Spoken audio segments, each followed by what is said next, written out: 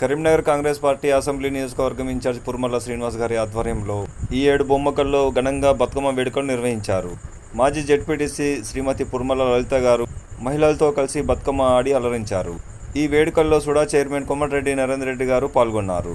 పుర్మల శ్రీనివాస్ గారితో పాటుగా స్థానిక నాయకులు వారికి సాదరంగా స్వాగతం పలికి శాలువాతో సన్మానించారు.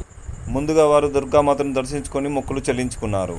అనంతరం కరీంనగర్ అసెంబ్లీ నియోజకవర్గం ఇన్ఛార్జ్ పుర్మల శ్రీనివాస్ గారితో మరియు స్థానిక నాయకులతో కలిసి బతుకమ్మ కార్యక్రమాల్లో పాల్గొన్నారు. మాజీ జెడ్పీటీసీ పుర్మల లలిత గారు మహిళలతో కలిసి బతుకమ్మ ఆడుతున్నారు. ఇప్పుడు మనం చూద్దాం.